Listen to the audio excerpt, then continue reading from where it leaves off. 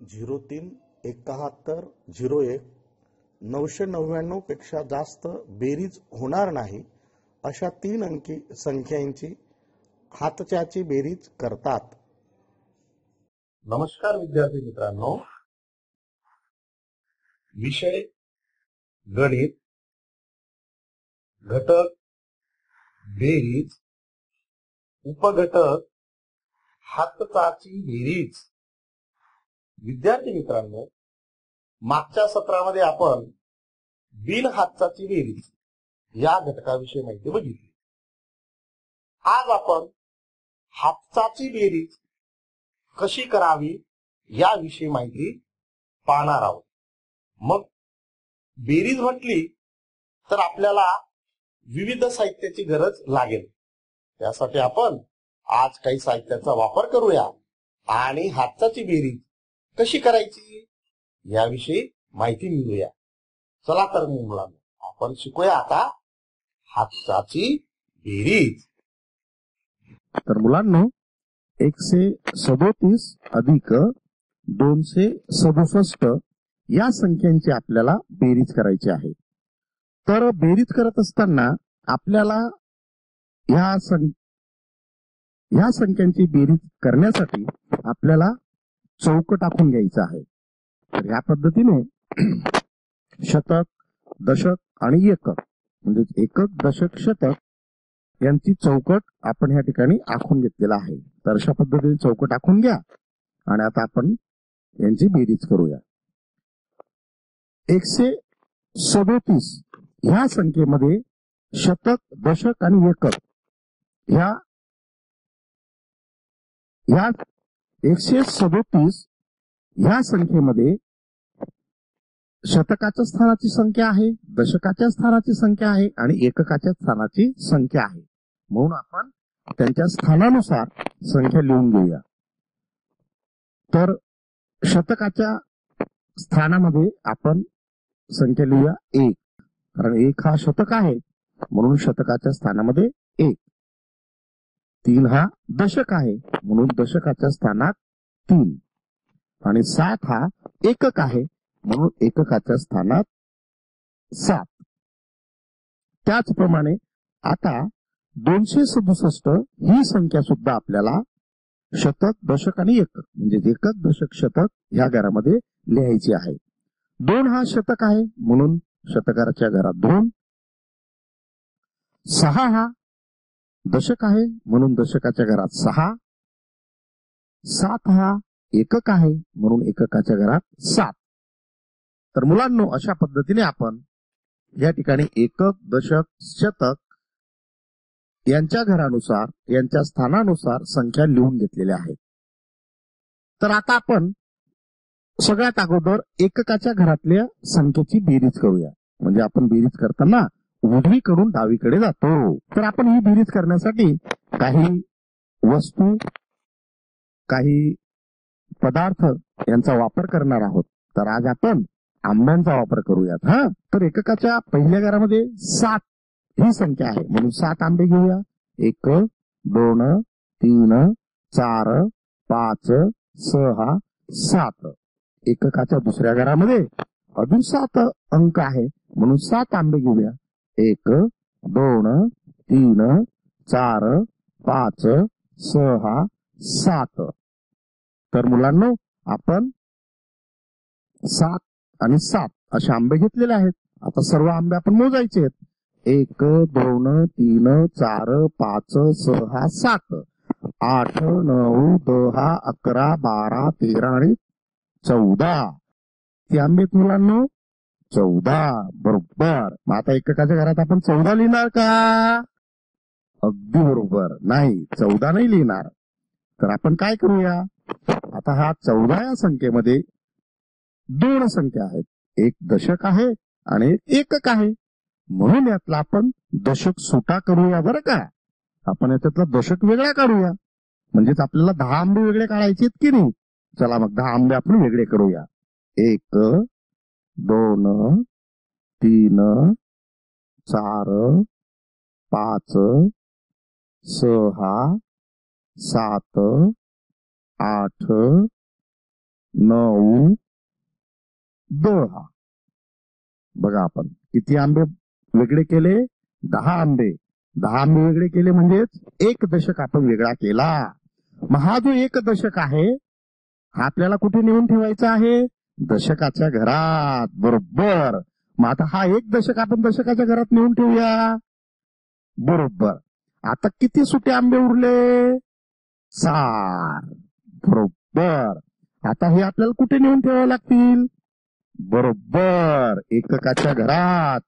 मग आता आपण एककाच्या घरात हा 4 नेऊन ठेवूया. मुलांनो, आपण ह्या 14 आंब्यांमधून हा 1 दशक वेगळा केला ना आणि तो आपण दशकाच्या घरात ठेवला. यालाच म्हणतात हातचा. हे लक्षात ठेवा बरं का मुलांनो. याला काय म्हणतात? हातचा.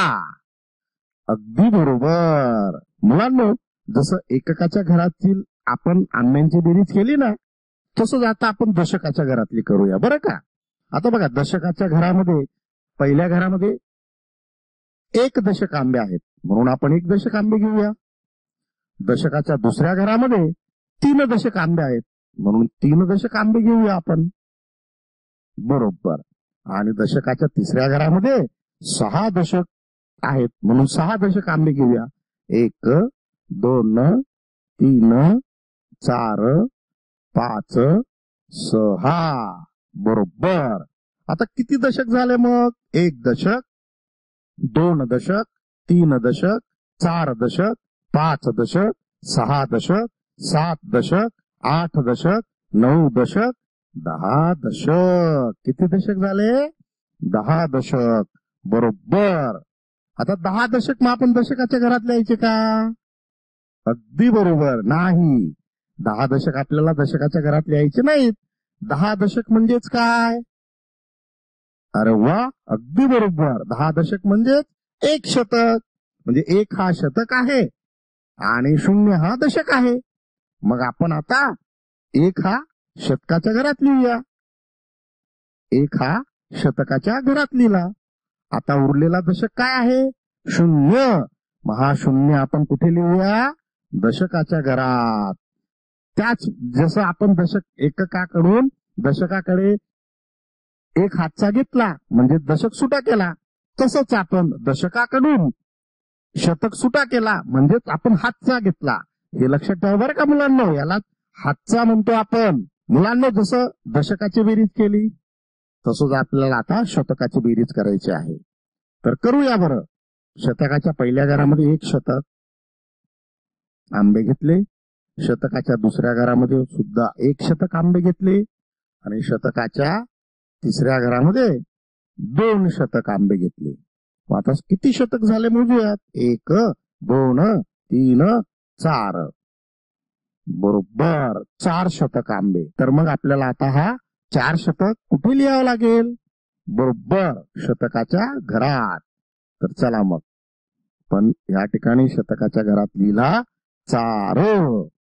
तर मुलांनो, अशा पद्धतीने 137 अधिक 267 या संख्यांची बेरीज केली तर त्याचं उत्तर आलं 404 किंवा 404. तर मुलांनो, तुमच्यासाठी स्वाध्याय दिलाय बरं का.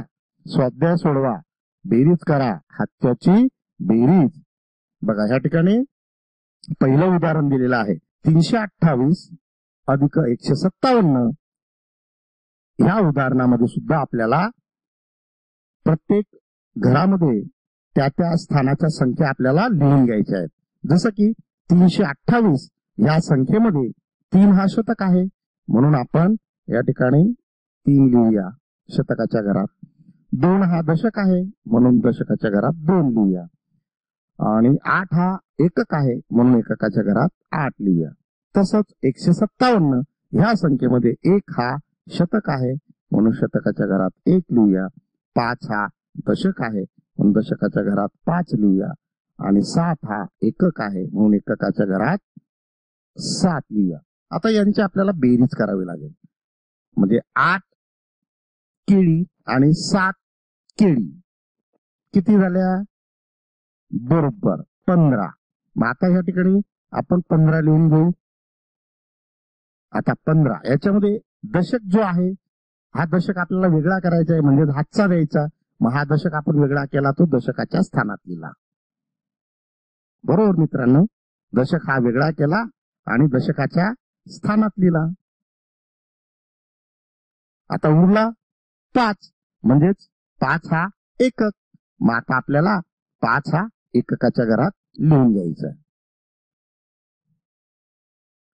आता दशकाची बेरीज करूया. पहिल्या घरात 1, दुसऱ्या घरात 2, किती झाले 3. 3 आणि तिसऱ्या घरातले 5, किती झाले 3 आणि 5 8. आपण लिहिला या ठिकाणी दशकाच्या घरात 8. तसंच शतकाच्या घरामध्ये पहिल्या घरात काही नाही, दुसऱ्या घरात 3 आणि तिसऱ्या घरात 1, किती झाले मग गुड 4. तर अशा पद्धतीने आपण हातच्याची बेरीज या ठिकाणी केलेली आहे. तर अशीच बेरीज तुम्ही पुढे करायची आहे. पुढे उदाहरणं दिलेली आहेत, त्या उदाहरणं बघा, त्यांचं वाचन करा आणि बेरीज करा. दुसरं आहे 458 अधिक 257, 3 528 अधिक 477, 4 828 अधिक 157, 5 628 अधिक 177, 6 338 अधिक 187. मुलांनो, सर्व उदाहरणे सोडवा आणि मला व्हॉट्सअपवर किंवा गुगल क्लासरूमवर तुम्ही सोडवलेली उदाहरणं पाठवा बरं का. धन्यवाद.